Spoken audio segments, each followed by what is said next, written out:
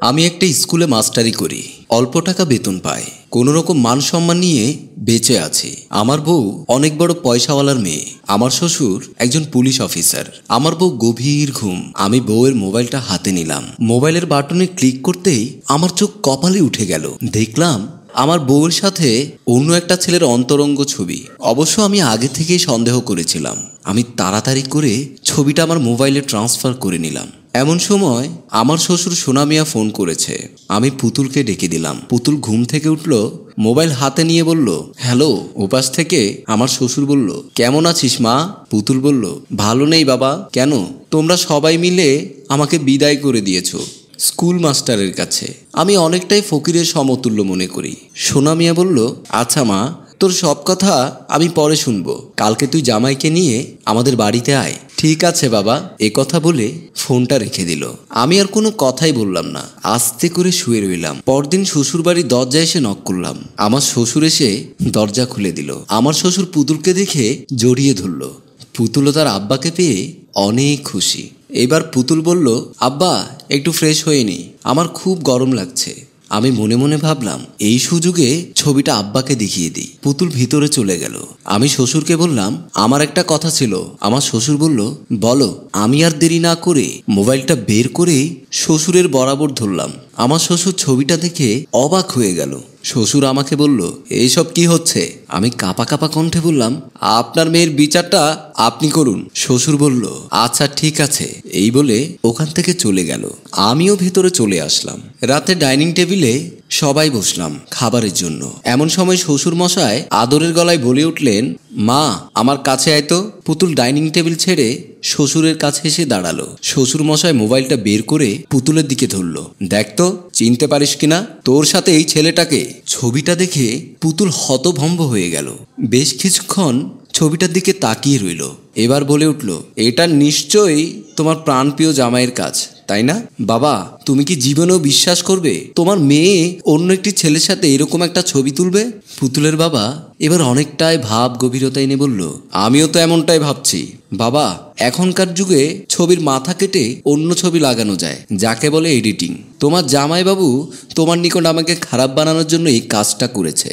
তোমাদেরকে আমি আগেই বলেছি, এসব ভদ্রবেশী ফকিরের হাতে আমাকে তুলে দিও না। এখন নিজের চোখে দেখো। আমি হা করে পুতুলের দিকে তাকিয়ে রইলাম। কয়লাকে ঘষে কিভাবে স্বর্ণ করতে হয় এই মেয়ে খুব ভালো করেই জানে। এবার শ্বশুরমশাই যা ইচ্ছে তাই গালিগালাজ করছে, সাথে পুতুলও। শুধু আমার গায়ে হাত তোলাটা বাকি রেখেছে। আমি অসহায়ের মতো নীরবে সহ্য করেছি। পরের দিন সকালে আমি আমার বাড়িতে চলে আসি, সাথে পুতুলও চলে আসলো। আমি সকালবেলা স্কুলে যাই। স্কুল শেষ করে বিকেলবেলা বাসায় ফিরলাম। বাসায় ঢুকে ড্রয়িং রুমের টেবিলের উপর একটা চিঠি পেলাম। চিঠিতে লেখা আছে, যা, তোকে আর জ্বালাবো না, চিরদিনের জন্য তোকে মুক্ত করে দিলাম। তোকে বাবা কিছু বলবে না, কারণ আমি ফোন করে বাবাকে জানিয়ে দিয়েছি। সময় মতো ডিভোর্স লেটার পেয়ে যাবি।